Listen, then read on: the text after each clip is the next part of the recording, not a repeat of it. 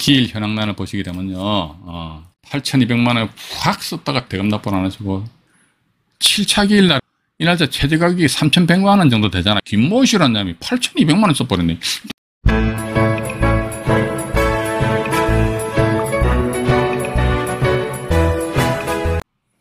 네. 114강 2부 방송을 진행하도록 하겠습니다. 이 본 사건은 이미 경매가 진행이 되었다가 경매 취하됐어요. 취하. 여기 보시면 이제 취하됐지 않습니까? 근데 여기 보시면 위에 제가 이렇게 표시해놨네요. 전 소유자가 현 선 전세권자입니다. 저거 이게 2101호인데 2101호 소유자가 집을 팔면서 그럼 집 산 사람하고 전세계약을 체결했어요. 그러니까 전 소유자가 현 임차인이다. 일단 그렇게 보시고요. 그러면 우리가 전 소유자가 현 임차인 같은 경우라면은 임차인으로서의 지위는 언제 확정되지? 그러니까 현재 소유자 앞으로 소유권 이전 등기된 그 다음 날입니다. 예. 소유권 이전 등기된 그 다음 날, 이거 대법원 판결이잖아요. 그죠? 그러니까 그렇게 보시면서 몇 번 거는 경매 취하는 됐습니다만 밑으로 잠깐 내려가 보겠습니다. 여기 보시니까 여기 보시게 되면은 이분이 전 소유자예요. 김모 씨. 이분이 김모 씨. 이분이에요. 이분이 아마 이보니까 법인 같은데 법인에다가 팔면서 같은 날짜에 이제 전세권 설정했어요. 응? 전세권 아마 4억 원을 했는데 나중에 4천만 원 또 정액을 했더라고. 근데 전세권 4억 4천만 원 돼 있네. 봐가지고 일단은 4억 4천만 원 전세권을 설정을 하였다더라. 그러면요, 이분 같은 경우는 전입신고도 되어 있으니까 이 사람 주택 임차인으로서 지위를 가지고 있다고 볼 수 있거든요. 누군 뭐 이런 식으로 또 이의를 제기할 수도 있습니다. 이 사람 전세권을 설정하고 임대차 계약서를 작성 안 했잖아요.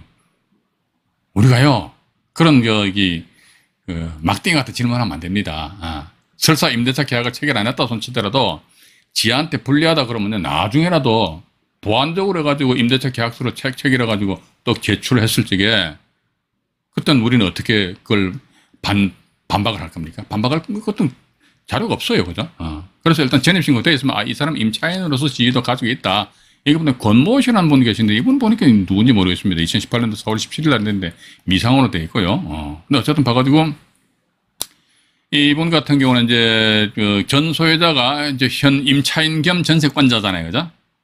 근데 이 건 같은 경우를 보면은 전 참 이게 안타까운 게 뭐는 이게 소멸 기준 권리래.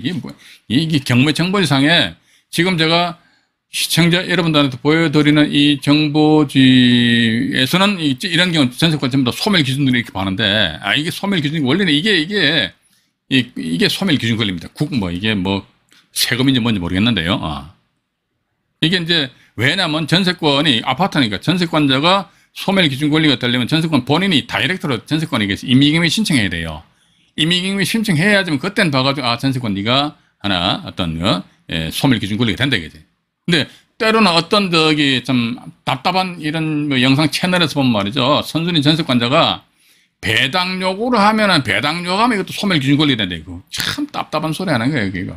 배당 요구하면 단지 소멸되는 것이지 소멸 기준은 아닙니다. 이것도 보니까 배당 요구했다는 것도 보니까 우리가요, 이게 전세권은요, 제가 지난 그 전세권 방송에서도 자세하게 말씀드렸습니다만, 이 전세권 특히 이 한 사람이 임차인의 지위와 전세권자의 지위를 두루 같이 가지고 있다더라 이랬을 적에는요, 이 사람이 과연 전세권자의 지위로서 배당 요구를 하였는지, 임차권자로서 지위로서 배당 요구를 하였는지, 이런 사실관계를 분명히 우리는 확인해야 됩니다. 만약에 이 사람이 전세권자의 지위로서 배당 요구했다면 단지 이게 소멸되는 거예요.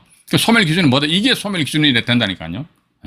전세권자로서 배당 요구했다. 이것은 뭐냐면 민사집행법 몇 점입니까? 91조 제4항 단서 조항에 의해서 전세권은 소멸된다는 것이지, 민지법 91조 제4항 단서 조항에 보면은 이래했을 경우 전세권이 소멸 기준 권리다 이런 식으로 명문의 규정이 없어요. 우리 법대로 해석하자니까. 확장 해석하면 안 된다니까요. 그죠? 따라서 소멸과 소멸 기준은 분명히 좀 틀리다고 보고 있습니다. 맞지 않습니까? 소멸과 소멸 기준이 틀리잖아요. 근데 어떻게 그걸 같이 보내야겠죠. 그죠? 어쨌든 봐가지고요. 이분 같은 경우는 이제 임차인으로서 지위를 가지고 있다 그러면요. 현재 소유자 앞으로 소유권 이전 등기된 것이 2018년 3월 5일이지 않습니까? 그러면 2018년 3월 6일 3월 6일 오전 0시로부터 대항력이 발생됩니다. 그래서 아마 대항력이 있다 이렇게 나와 있는데, 여기 보시게 되면은 이제 밑으로 잠깐 내려가 볼게요. 내려가다 보면요, 저는 이게 참 못마땅스러워요. 이 근자에도 근로복지공단인데 이게 가압류한 금액이 1,000만 원 정도 되는 모양입니다. 그리고 이제 이 근로자 임금 채권에서 배당 요구 신청서를 제출했다 이렇게 나와 있지 않습니까? 이건 보니까 이제 매각 물건 명세성이 표시되어 있는 것인데, 물론 그렇습니다. 이게 본건 같은 경우 근로자 임금 채권이 한 1,000만 원 정도밖에 안 된다. 그러면 이런 물건을 크게 신경 쓸 필요는 없습니다. 물론 이제 본건 같은 경우에 취하는 됐습니다만, 근데 만약에 가압류는 1,000만 원인데 실질적으로 근로자 임금 채권은 1억이 될 수도 있고 2억이 될 수도 있지 않습니까? 상당히 유동적으로 움직일 수 있거든요. 그런 사실관계에 대해서는 제가 누누이 강조합니다만, 이렇듯이 매각 물건 명세성의 표시를 정확하게 해주는 것이 마땅하지 않느냐. 근데 대체적으로 안 해준다 이거죠. 안 해주고, 여기 대해서 입찰 들어가면 네가 알아서 조사하래 이런 식으로 상당히 이 건도 보십시오. 보시게 되면은 여기 보시면 나와 있지 않습니까? 보시니까 비곤한 공란입니다. 여기도 공란이에요. 공란. 어떻게 보면은 근로자 임금 채권이 대항력 있는 임차인이 때렸을 적에는요, 대단히 중차대한 그런 지위를 가질 수가 있는 것이 근로자 임금 채권이거든요.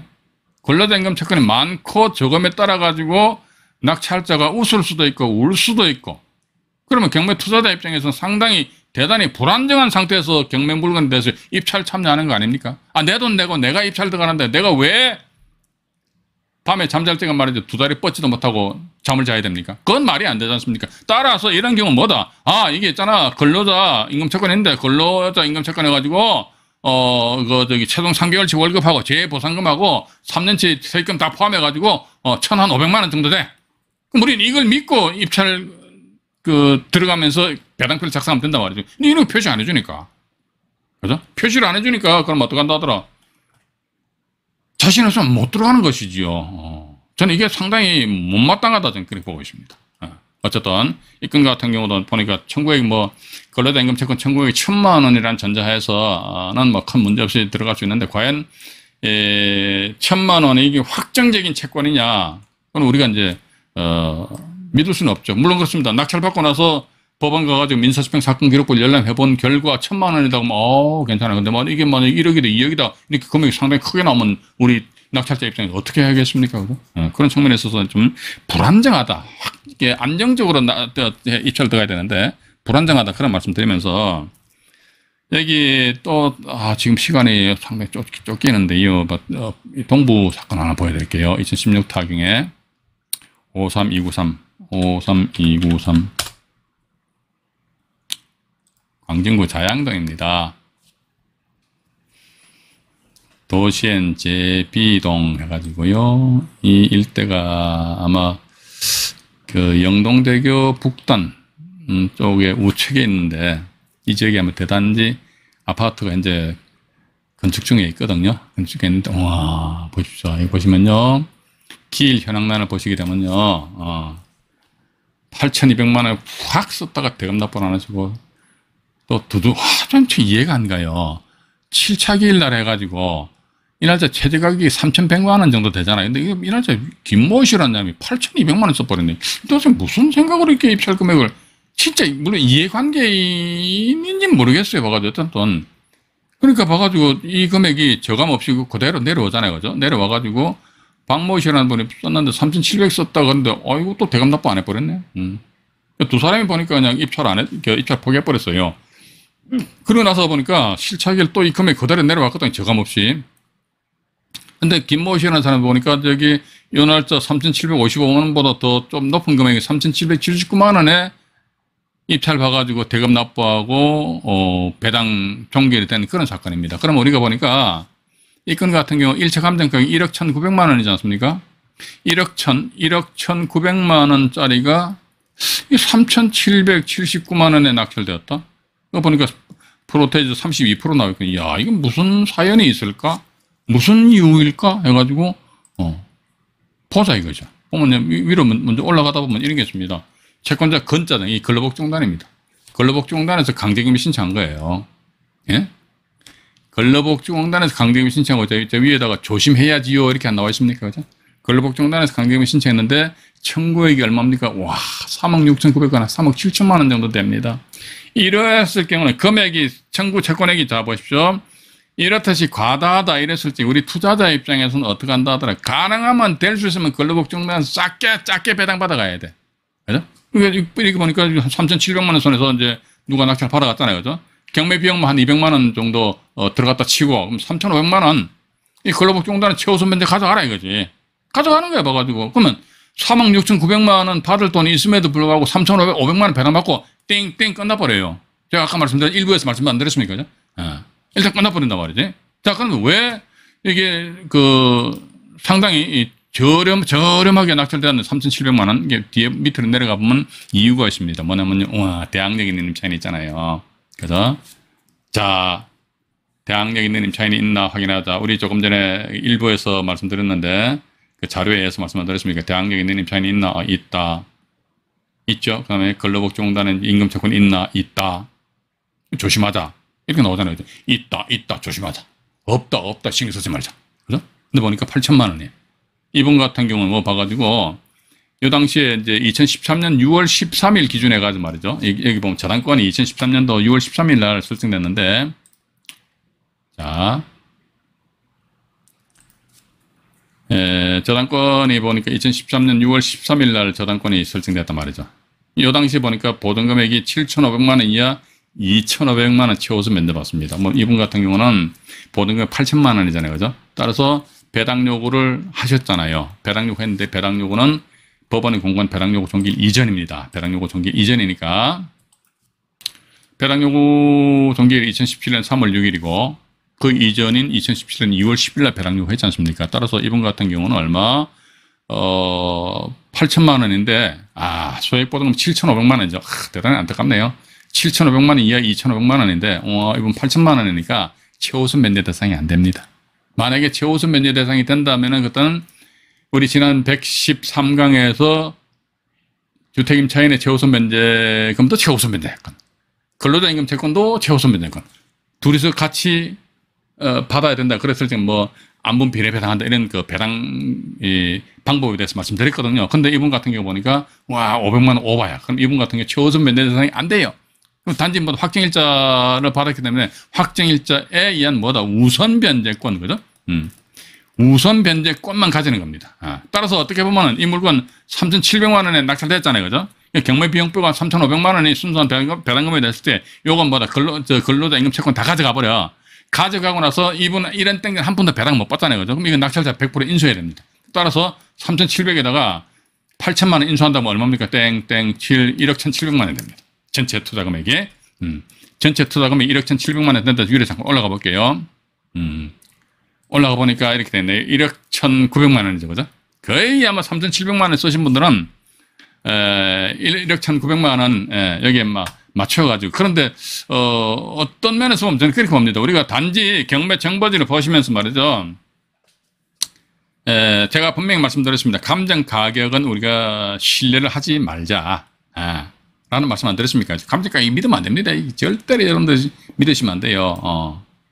자, 근데 보니까 1억 1,900만 원으로 평가한 시점이 언제냐? 이게 밑에 보면 가격 시점 나와 있잖아요. 이게 2017년 1월 2일이지요. 감정인이 현장 나가서 언제 2017년 1월 2일 현장 나가서 딱 보니까 1억 9천만 원 하는 1억 1,900만 원 하는구나. 그런데 이 김모 씨라는 분이 낙찰 받아가 대금 납부한 것이 언제입니까? 2018년 9월 13일이죠. 그러면 2017년 1월에서 2018년 9월 같으면 1년하고도 한 8개월, 그죠? 1년 8개월 정도, 한 2년 가까이 시간이 흘렀지 않습니까? 그럼 제가 볼 때는 1억 1,900만 원인데, 이게다 만약 이 플러스 알파가 되었지 않았겠느냐. 그래서 낙찰자가 임차인의 보증금 8천만 원을 끌어안는다는 전제하에서 1억 1,700만 원이 되는데, 그렇더라도 이분 같은 경우는 손해보는 장사는 아니었지 않느냐. 근데 저는 이분 볼 적마다 도대체 이해가 안 갑니다. 왜 8,200만 원 썼거든요? 8,200 썼으면 이거 원가 계산해보자 이거죠. 그럼 215만 원의 경매 비용을 보고 순수한 8천만 원 배당 금액이거든요. 이 8천만 원은요, 근로자 임금 채권 다 가져버려. 그럼 낙찰자는 뭐다? 대항력 있는 임차인 보증금도 8천만 원 지금 인수해야 됩니다. 그럼 전체가 얼마입니까? 1억 6천만 원 돼버리거든요.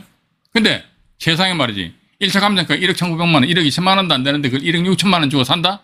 못 산다. 그러니까 이분이 대감 납부를 안 한다. 포기했죠, 그죠? 하기상 뭐, 이게 입찰할 적에, 입찰 보증금액이 311만 9,500만 원이니까 한 300만 원밖에 안 되니까, 그건 뭐, 큰 금액도 아닌데 뭐 이렇게 쪼잔하게 따지냐? 이렇게 생각하시는 분들은 제가 매번 이런 말씀 드리죠, 그죠? 예. 이렇게 따지시는 분들은 제가 대단히 죄송합니다. 이런 말씀 드려보고 싶습니다. 근데 저는 제 개인적인 생각으로는요, 경매 투자를 하면서 이런 땡전 한 푼이라도 손해보는 장사를 해서는 안 된다라는 그런 말씀을 드려보고 싶다는 것이지요. 요거 하나 있고요. 야, 지금 잠깐만요. 시간이 말씀드릴 사건은 많은데, 여기가, 잠깐만요. 이거 먼저 현재 진행 중인 걸 제가 한번 말씀드려볼게요. 2021 타경에 17985 인천광역시 서구 신현동에 소재하는 다세대 주택입니다. 이 8월 16일이 2차 매각 기일이거든요. 8월 16일이 2차 매각 기일입니다. 오늘 8월 12일이잖아요. 인천 같은 경우는 1회 유찰에 따른 저감률이 30%입니다. 그래도 70% 깎은 거예요. 와, 1억 5,600짜리가 1억 920만 원까지 떨어졌네. 단지 이것만 보고 침을 질질 흘리면 안 된다는 거지. 침을 질질 흘리다 날 코피 쏟습니다. 예. 그래서, 야, 왜 이렇게 싸나? 이렇게 할 게 아니고요. 전체적으로, 그러니까 전체적인 경매 정보지로 내가 전체적인 그림을 그릴 수 있는 그런 능력을 내가 가져야 된다니. 그래야지만 내가 누구한테 안 당하지. 예? 공부는 하기 싫고 돈은 벌고 싶으면 대안은 세상에 안 되지. 맞잖아요. 그죠? 양심에 털난 사람도 많이 있습니다. 또 제가 이런 이야기 하면 듣기 싫어하는 사람 많다니까. 듣기 싫어하면 또 막 채널 막 탈퇴해요. 탈퇴하라고 상관없어요. 와가지고. 저는 공부하기 싫은 사람 제일 꼴보기 싫어. 밑으로 내려가 볼게요. 여기 내려가 보면은 또 이렇게 나와 있습니다. 뭐냐면요. 대항력 있는 임차인. 어쨌든 이게 뭐 대항력 있는 임차인 이게 골치 아프단 말이죠. 예. 이게 대항력 있는 임차인 하여튼 이게 송모시라는 양반이 1억인데 2018년 1월 25일자 이건 대항력 있는 임차인이 있다 없다 이건 우리 금방 판독이 되잖아요. 전입신고 2017년 엄마야 대항력이 있네. 그 이분 같은 경우는 이래나 저래나 둘러치나 매치나 자기 전세금 1억 원을 회수하는 데는 그 전혀 문제가 있다 없다 없어요. 봐가지고 또 나아가서 이분 같은 경우 보니까 또 확정일자는 좀 늦게 받았네. 그죠? 참 밉상이다. 그죠? 전입은 저당권도 빨리 했는데 확정일자가 보니까 저당권보다도 저당권이 2018년인데 확정일자 2021년이죠. 그죠? 예. 야, 경매 기입등기일 이후에 확정일자 받을 수 있지요. 왜냐면요. 확정일자는 배당요구 종기일 있잖아요. 요때 예를 들자면 2022년 2월 22일 날 확정일자 받아가지고 이 날짜에요. 권리신고의 배당요구 신청서 제출을 하면 됩니다. 근데 그 임대차 계약상에는 확정일자가 찍힌 그 계약서를 첨부하면 될 거란 말이죠. 그죠? 자, 어쨌든 봐가지고 여기 밑으로 조금 더 내려가서 뭘 보여드릴게요. 보니까 2022년 2월 17일 임금 채권자 권리신고 및 배당요구 신청서 제출이죠. 그죠? 근데 보면 여기 등기부등본상에는요, 근로복지공단 뭐 아무것도 없어요. 봐가지고. 아무것도 없다니까. 아무것도 없어요. 자, 이거, 저는 이런 유형의 물건 깜깜이 투자다. 저는 그렇게 봅니다. 등기부등본 잠깐 보지요. 등기부등본 잠깐 보자, 이거죠. 등기부등본을 보면은 갑구상엔 소유권 이전대 가압류가 인천 신용보증재단돼 있고요. 그 다음에 신용기금에서 캐피탈에서 임의경매 신청했고, 그 다음 건재당권 뭐 없어요. 없어 봐가지고 근로복지공단 없어요. 아무것도 없어요. 근데 근로복지공단에서 뭐 압류 등기를 안 했다 이거지. 안 해도 상관없어요. 근데 이 물건의 소유자와 관련해가지고 어떤 근로자 임금 채권이 발생되었다 하더라 이랬을 적에는 등기부등본상 압류가 안 돼 있어도 법원이 공고한 배당요구 종기일 있잖아요. 배당요구 종기일까지, 배당요구 종기일까지 이 사람들이 권리신고 및 배당요구 신청서를 제출하면 됩니다. 그럼 여기서 이거 보자 이거죠. 본 사건에 있어 배당요구 종기일이 언제입니까? 2022년 2월 22일이지요. 근데 이분들이 언제 권리신고 및 배당요구 신청서 제출했습니까? 2022년 2월 17일이죠. 그럼 배당요구 종기일 이전이잖아요. 그죠? 배당 요구 중개 이전에 이 사람들은 당연히 배당 받아갈 수 있네. 근데 위에 보니까 대항력이 내는 편이다. 근데 이 사람 보니까 확정일자로 이게 저당권 받은 나중에 받았다. 예. 이런 상황이 되다 보니까 이게 문제는 첫 번째 단추를 내가 꿰야지만 둘째, 셋째, 넷째 단추를 깰 수 있는 거 아닙니까? 근데 이 첫 단추를 깰 수가 없어. 왜? 이 임금 채권액이 얼마인지 매각 물건 명세서상에 표시되어 있으면 첫 단추를 깰 수 있죠. 이건 보자 이거죠. 매각 물건 명세서 잠깐 보겠습니다. 매각 물건 명세서 보니까 깨끗해요. 봐가지고 뭐 점유자 송인간 뭐 권리신고 뭐 어쩌고 해놓고 나머지 뭐 근로자 임금 채권이 뭐 얼마다 그거 없어요. 없어. 전혀 없었잖아요. 전혀 없다는 것이죠. 그죠? 그럼 그랬을 때 과연 이런 물건에 대해서는 과연 내가 이 물건 정말로 내가 입찰 들어가고 싶어. 그렇다면 딱 이 물건에 딱 입찰 들어갈 수 있는 사람은요. 이 말씀 하나 드릴게요. 이 임차인하고 되게 친한 사람이라면은 이 물건에 이 근로자 임금 채권액이 얼마인지 그 민사집행 사건 기록부를 열람할 수 있잖아요. 그죠? 어떻게 하는데 봐가지고. 송모 씨가 있는데요. 이 친구가 만약에 갑이다 그러면요. 되게 친해. 그래가지고 송모 씨한테 당신 가가지고 법원 가서 민사집행 사건 기록부 열람만 해봐라. 이해관계인들은요. 경매 신청되기 경매가 진행되는 와중에라도 민사집행 사건 기록부를 열람할 수 있어요. 임차인도 이해관계인이잖아요. 그죠? 그러면 입찰기일 전에 담당 경매계에 가가지고요. 민사집행 사건 기록부에 대한 뭐 열람 및 등사 청구하면요. 법원에서 해줘요. 그렇다면 송모 씨하고 갑하고는 아무런 일면식도 없어. 그런데 갑이 사람 욕을 잘 틀어요. 아주 잘해. 그럼 가가지고 송모 씨 사람한테 이야기해가지고 좀 나름대로 뭐 대리로 위임장을 받던지 말이지. 과거에 옛날에 그런 게 저한테 한번 그런 게 있었습니다. 유치권 신고돼 있는데 그 경매 진행 중임에도 불구하고 사건을 열람을 한 적이 있습니다만 그 당시에는 저당권자 후순위 저당권자의 위임장을 받아가지고 열람했기 때문에 이런 식으로 해가지고 한다든지 그런데 그렇지 않고 뭐 근로자 임금채권 아무것도 아니야. 그런 아주 이제 가벼운 마음으로 씩 들어가셨다가 나중에 정말로 완전히 제가 맨날 이런 말씀 드리죠. 똥바가지 뒤집어 쓰고요. 피똥사입니다. 피똥사. 이거 위험하고요. 근데 고향 지원 사건도 하나 말씀드려볼게요. 67779. 경기도 고양시 일산동구 중산동에 소재하는 다세대 주택입니다. 다세대 주택인데요.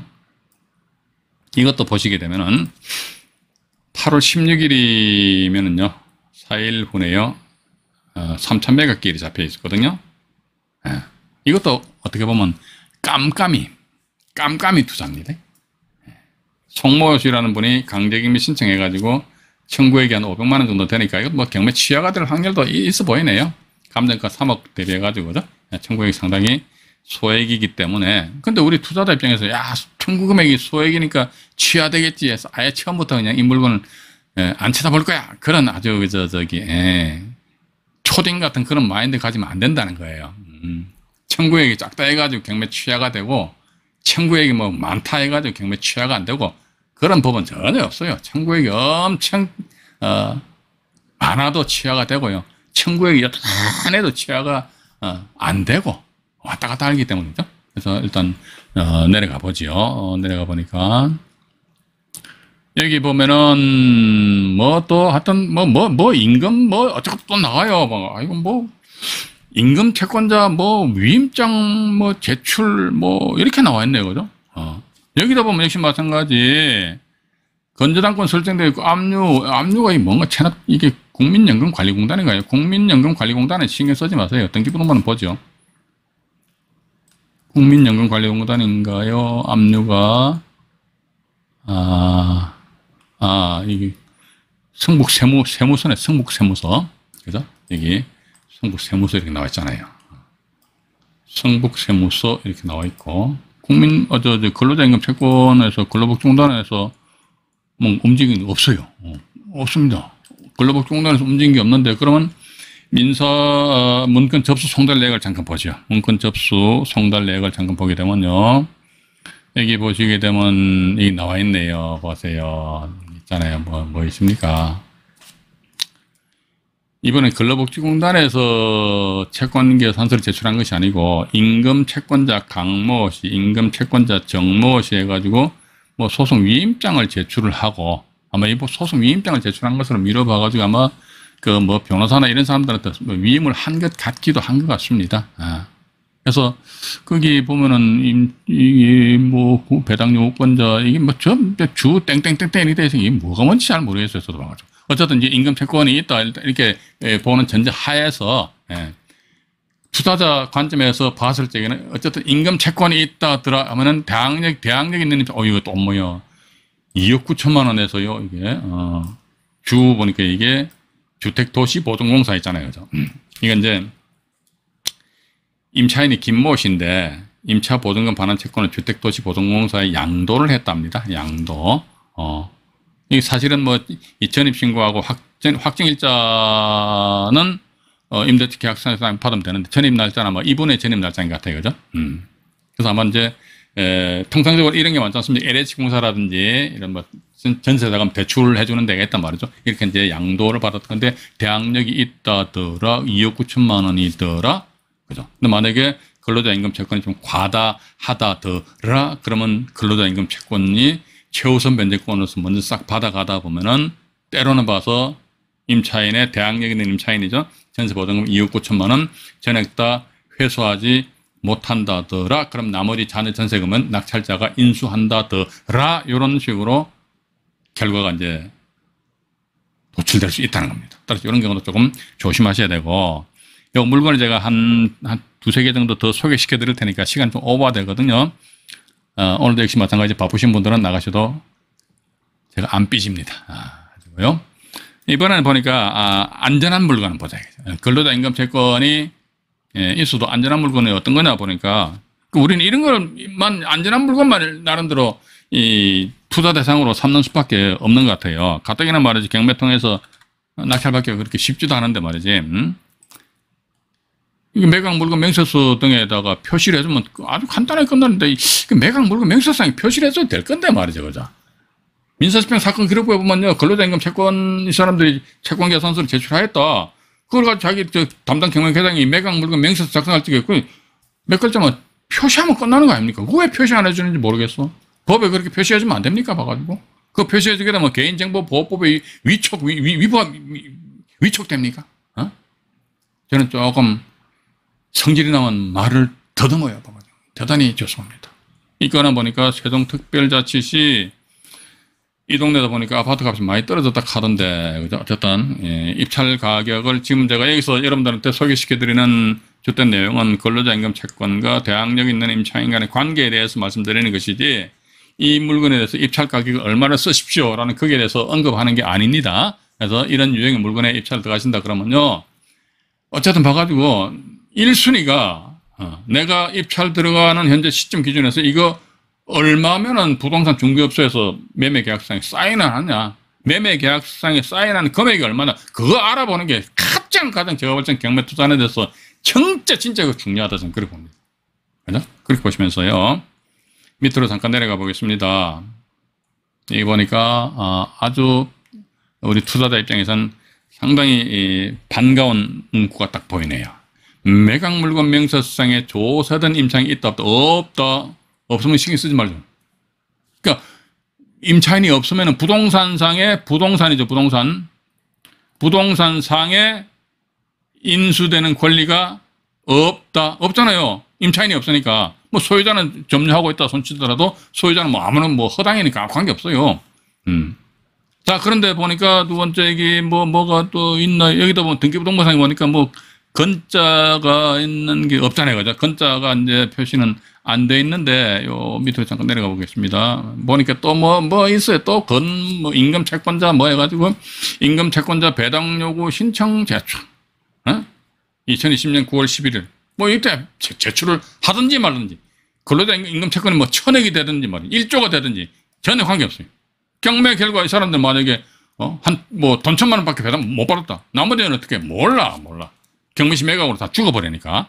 2020년 9월 11일 날 배당 채권 계산서 제출했거든요. 2020년 9월 11일 여기 보면 배당 종기를 잠깐 보겠습니다. 2020년 9월 11일인데 배당 종기일 이전이잖아요. 그죠? 9월 11일인데 9월 28일이 배당 종기일이니까 그죠? 배당 종기일이 9월 28일이니까 따라서 이런 경우는 이제 근로자임금 채권은 금액은 얼마인지 이거 보자. 여기도 매각 물건 명세서상에 표시 안 돼 있어요. 뭐 근로자임금 채권 얼마인지 없잖아요. 봐가지고 응? 없어요. 없고 괜히 대지권은 미등기이고 대지권 유무는 알 수 없으나 매각 목적물 및 최저 매각 금액에 대지권 가격이 포함된 대지권 미등기일지라도요. 거기다 이제 토지건물 일괄내에서 매매된다. 정모하면요. 이런 대지권 미등기 물건에 대해서 여러분들 입찰 들어가신다 그러면요. 그 지역에 소재하는 부동산 중개업소 방문하셔가지고 보면 그쪽에서는 매매 계약을 많이 했을 거 아닙니까? 그죠? 사장님 그 대지권 미등기 사유가 뭡니까? 그건 뭐 옛날에 땅이 많았는데 필지가 많았는데 그 환지하는 과정에 있어가지고 시간이 좀 많이 걸리다 보니까 이렇게 돼 있는데 전혀 문제 없어. 그럼 문제 없는 거예요. 일단 그렇게 이제 우리 시청자 여러분들 보시면 되실 것 같거든요. 어쨌든 이 건 같은 경우 보면은 낙찰자에게 부담이 되는 임차인은 없고 요거 하나 있고요. 이게 또 현재 진행 중인 건데요. 하나 더 말씀드려 보겠습니다. 2022 타경입니다. 이번에는 2022 타경에 1305 대전광역시 중구 태평동에 소재하는 아파트입니다. 이게 2차 매각 기일이 8월 22일이네요. 8월 22일이면은 다다음 주 월요일 날이네요. 월요일 날이고 대전도 보니까 1차 유찰했다는 저감률이 30%인 모양입니다. 그래서 이제 2억 1,560만 원 하니까 이야 3억짜리 건 1억 정도 떨어졌네. 이런데 막 우리가 매몰되면 안 된다니까요. 그러니까 단지 최저 감정 가격이 훅 떨어졌으니까 거기에 막 집중해가지고 뭐 침을 질질 흘리면 안 된다는 겁니다. 예. 그래서 밑으로 잠깐 내려가 보자. 이 권리봉투도 간단하잖아요, 보니까. 이거 보니까 또 보니까 우리가 참 좋아하는 거 보니까 이게 또 뭐 있네요. 뭐 해가지고 여기 쭉 보시게 되면요. 매각 물건 명세서상의 조사는 이게 없으면 끝나는 거예요. 없으면 이때 보니까 압류든 가압류든 뭐 막 들어와 있잖아요. 특히 조세 채권이라든지 여기 밑에 보니까 2022년 3월 11일 날 해가지고 임금 채권자 권리 신고 및 배당 요구 신청서 제출했대요. 뭐 제출하든지 말든지 뭐. 아니 임차인이 부동산상에 낙찰자가 끌어안는 그 권리자가 없잖아요. 그러면 임금 채권은 일단 죽어. 경매시 매각으로. 너 죽어. 그리고 임차인 부동산상에 권리 있어 없어 없지 없어. 따라서 낙찰자 인수할 필요 없다 이거죠. 그럼 여기 보니까 혹시 모르니까 이제 우리 심심하니까 2022년 3월 11일이죠. 그죠? 2022년 3월 11일이 배당 요구 종기일 이전이냐 이후냐 그거 한번 살펴보자 이거죠. 매각 물건 명세서상에 나와 있잖아요. 2022년 3월 11일입니다. 여기 보시게 되면요. 2022년 3월 11일 날 이분들이 채권 계산서를 제출하였는데 배당 요구 종기일에 보니까 2022년 5월 달에 뭐 3월 11일 날 근로자 임금 채권으로서 배당 요구했으면 한 두어 달 전에 배당 요구했기 때문에 당연히 배당 참여는 할 수가 있고, 그죠? 이때는 우리가 근로자 임금 채권이 얼마냐 이렇게 고민을 할 필요가 있다 없다 없어요. 이것도 보세요. 저는 이게 참 못마땅하다니까요. 조사된 임차 내역이 없다 알았어. 근데 이게 또 안 그렇습니까? 조사된 임차 내역이 없는데 내가 낙찰을 받고 나서 나중에 보니까 엄마야 갑자기 조사된 임차 내역이 없다고 그랬는데 갑자기 나타났다 이랬을 때 어떡한다. 매각 물건 명세서 작성에 중대한 하자라 해가지고 매각 프로가 신청하면 된다고 그랬죠. 그죠? 또 그렇기 때문에 주거용 부동산 같은 경우는 세대 열람을 반드시 하셔야 됩니다. 세대 열람 하시는데 요즘 주소가 보면요. 도로명 주소가 있고 집원 주소가 있죠. 이 두 가지 다 뽑아야 됩니다. 물론 도로명과 집원 주소가 다 이제 동일할 수도 있는데 간혹가다 상이할 수도 있다는 거죠. 그래서 좀 세대 열람을 반드시 해보시고 근데 이분은 해당 사항이 없대요. 아니 여기 이 물건 같은 게 임차인이 없으니까 해당 사항이 없는데 만약에 근로자 임금 채권이 있다. 근데 제 생각은 그렇습니다. 해당 사항은 없죠. 근데 비권안에다가 밑에 보면 비권안 나와 있지 않습니까? 비권안에다가 근로자 임금 채권은 뭐 얼마 있다 이런 식으로 이제 표시를 해주는 것은 이게 그 집행법원에서 이런 걸 작성해 주는 것이 말이죠. 엄청 고난이도의 어떤 작업을 요한, 시간과 작업을 요하는 그건 아니거든요. 민사집행 사건 그룹에 근로자들이 임금 채권으로서 법원에 채권계산서 제출했잖아요. 그럼 그것도 보면, 얘네들 보증금, 채권액이 얼마다, 임금 채권이, 그거 다 나와 있잖아요. 그건 그대로 매각 물건 명세서에는 표시를 해주면 되잖아요. 그죠? 표시해주면 되는 것인데 왜 그거 안 해주는지 도대체 이해가 안 간다. 이런 물건은 뭐 안심하고 들어가셔도 됩니다. 들어가셔도 되고. 요거 하나 더 한번 보여드리고 오늘 방송을 마치도록 하겠습니다. 2021 타경에 36941 전라북도 전주시 완산구 평화동에 소재하는 다세대 주택입니다. 이것도 역시 마찬가지 2차 매각 기일이 8월 29일 날에 가서 지정이 되어 있네요. 여기도 보니까 1회 유찰했다는 저감률이 30%인 듯 합니다. 입찰 17일 전으로 되어 있고요. 변경이 하나 있으니까 통상적으로 기일 현황란에 보시기에는 변경이 이렇게 날짜가 표시되어 있으면요. 이렇게 변경은 뭐다? 이게 5월 16일 날 2차 기일 잡혔는데 이 날짜 채무자가 채권자한테 가가지고 이분한테 가가지고 나 돈 갚을 테니까 기일 한 번만 변경시켜 주시오. 그럼 채권자가 이제 기일 변경서를 채무자한테 주면 채무자는 그걸 가지고 법원에 제출하면 이렇게 기일이 변경이 되곤 합니다. 그런데 왜 잡혔냐 하니까 이 사람이 약속 이행을 안 했기 때문에 아마 또 이게 잡혀있지 않았겠느냐. 근데 통상적으로 이래서 이제 기일이 변경이 잦은 경우는 보면요. 설사 낙찰된다 손치더라도 경매 취하가 되는 확률이 조금은 있더라. 제 경험칙입니다. 100% 그렇다는 건 아니고요.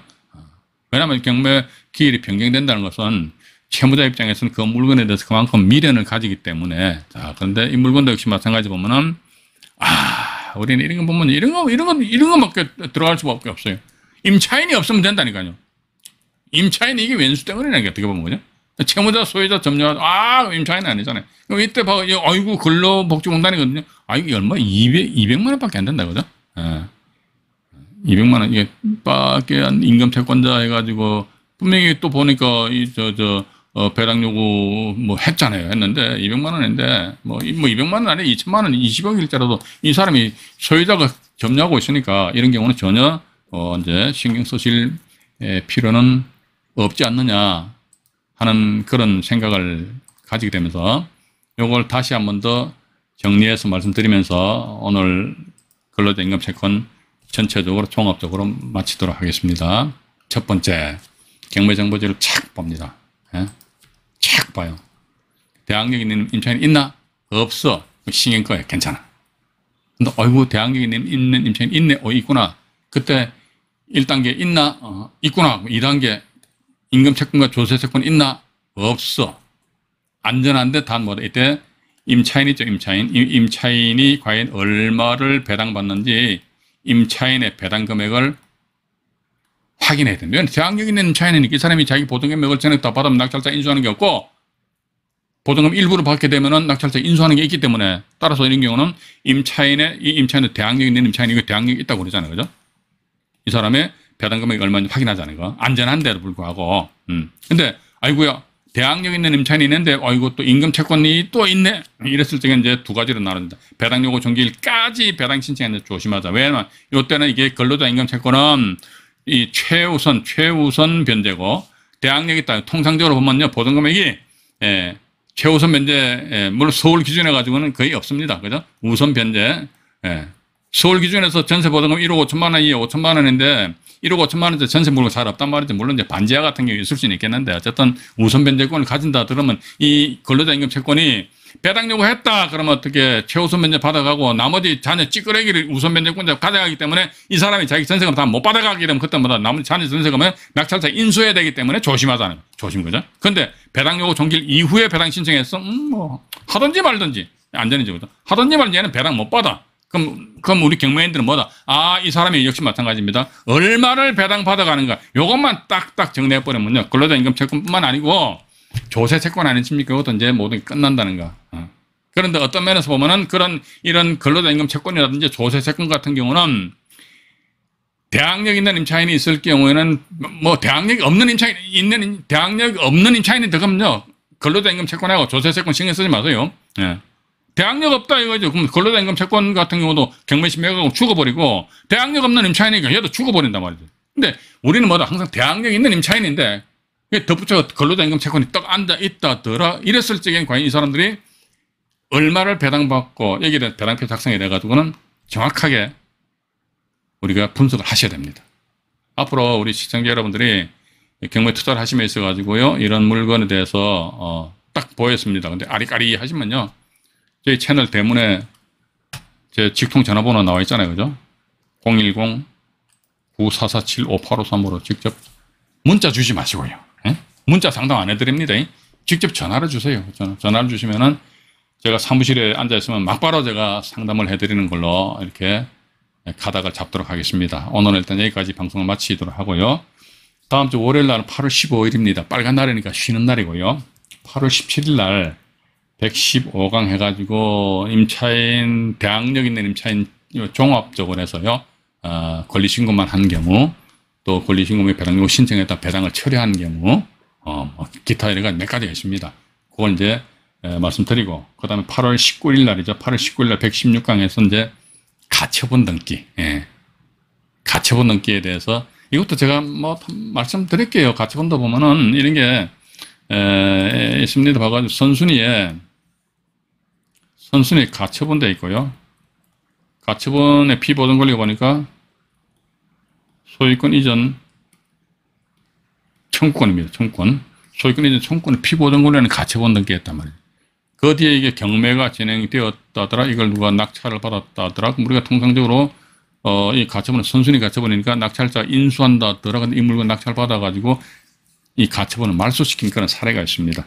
이건 대법원 판례와 관련된 것인데 이걸 잘들 모르시더라고. 물론 아시는 분들이 계시는데 어쨌든 이건 이제 선순위 대항력 있는 임차인이 끝나고 나서 가처분 강의할 적에 우리 시청자 여러분들에게 말씀드리도록 하겠습니다. 자, 오늘도 긴 시간 방송 시청하시느라고 대단히 수고하셨고요. 화면 우측 하단에 구독 버튼을 눌러주시면 보다 더 나은 대단히 따끈따끈한 경매 정보 내용을 전달해 드릴 것을 약속드리겠습니다. 방송 시청하시느라고 대단히 수고하셨고요. 이상 안종현이 말씀드렸습니다. 편안한 밤 되시기 바라겠습니다. 네, 고맙습니다.